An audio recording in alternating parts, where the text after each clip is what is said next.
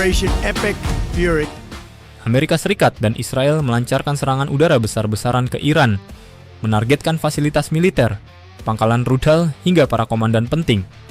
Bahkan, pemimpin tertinggi Iran, Ali Khamenei, dilaporkan gugur dalam serangan tersebut. Namun yang terjadi justru di luar perkiraan banyak pihak. Iran tidak runtuh, Iran tidak menyerah, dan yang lebih mengejutkan, Teheran justru terus meluncurkan gelombang serangan balasan ke pangkalan Amerika di Timur Tengah. Rudal dan drone Iran kini menghantam target di berbagai negara sekutu Amerika, mulai dari Arab Saudi, Uni Emirat Arab, Bahrain, Qatar, hingga Kuwait. Sebagian memang berhasil dicegat, namun sebagian lainnya berhasil menembus pertahanan udara Amerika. Pertanyaannya adalah, kenapa Iran masih bisa bertahan menghadapi dua kekuatan militer terbesar di kawasan? Jawabannya ternyata jauh lebih kompleks daripada yang terlihat.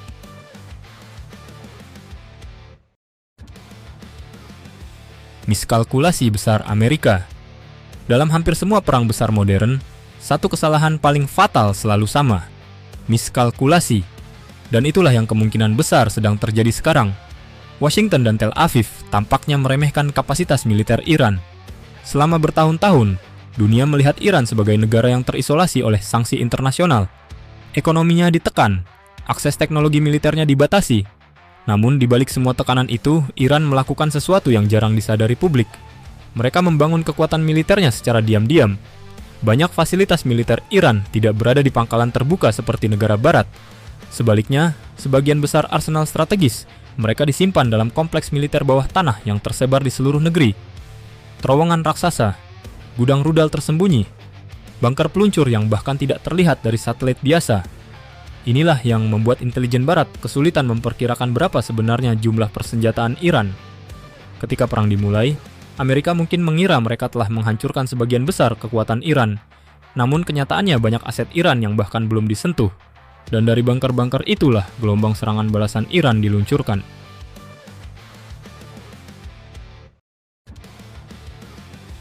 Negara sanksi yang jadi mandiri. Ada paradoks menarik dalam sejarah Iran. Semakin keras sanksi diberikan, semakin mandiri negara itu menjadi. Selama puluhan tahun berada di bawah embargo barat, Iran hampir tidak bisa membeli senjata modern. Tidak ada pesawat tempur baru. Tidak ada kapal perang canggih. Tidak ada teknologi militer barat.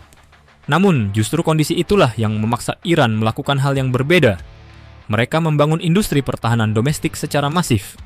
Hari ini, menurut klaim militer Iran, lebih dari 90% kebutuhan persenjataan mereka diproduksi sendiri.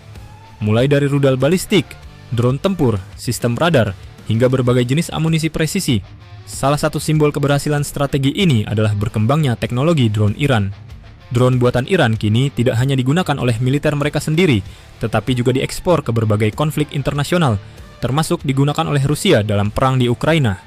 Artinya satu hal menjadi jelas, Iran mungkin tertinggal dalam hal jet tempur modern. Namun dalam bidang rudal dan drone, mereka justru menjadi salah satu pemain utama dunia. Dan dalam perang modern, dua teknologi inilah yang paling sering menentukan hasil pertempuran.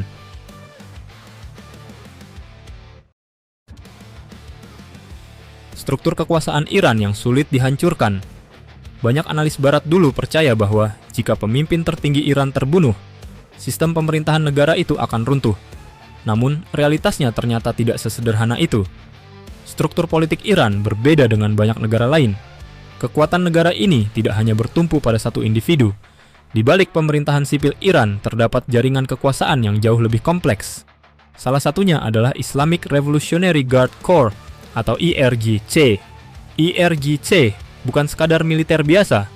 Mereka adalah pilar ideologis sekaligus militer yang mengontrol berbagai aspek keamanan nasional Iran.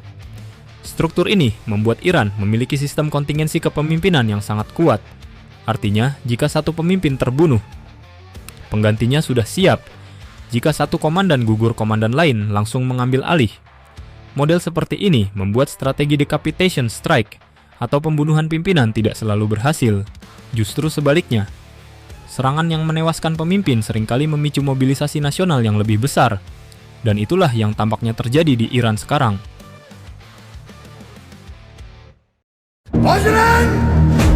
Perang bayangan Rusia dan Cina. Di atas kertas, Iran memang tampak berperang sendirian. Namun, jika dilihat lebih dalam, situasinya jauh lebih kompleks. Dua kekuatan besar dunia sebenarnya berada di belakang Iran, meskipun tidak secara langsung turun ke medan perang. Mereka adalah China dan Rusia. Kedua negara ini tidak mengirim pasukan, tidak juga ikut menembakkan rudal. Namun selama bertahun-tahun, mereka memberikan sesuatu yang jauh lebih penting. Teknologi. Rusia dilaporkan membantu Iran dalam berbagai bidang militer strategis, mulai dari radar jarak jauh, sistem pertahanan udara berlapis, hingga teknologi pengintaian satelit. Salah satu contoh yang sering disebut adalah satelit pengintai Khayyam, yang memberikan Iran kemampuan observasi orbit yang jauh lebih baik. Sementara China memainkan peran berbeda. Beijing membantu Iran dalam teknologi navigasi dan sistem elektronik militer. Sistem satelit navigasi Beidou, misalnya, memberikan alternatif bagi Iran. Hal ini penting karena dalam perang modern, kemampuan navigasi dan penargetan sangat menentukan akurasi rudal. Dengan kata lain, Iran mungkin terlihat sendirian di medan perang. Namun di belakang layar, ada jaringan teknologi global yang membuat negara ini jauh lebih kuat daripada yang terlihat.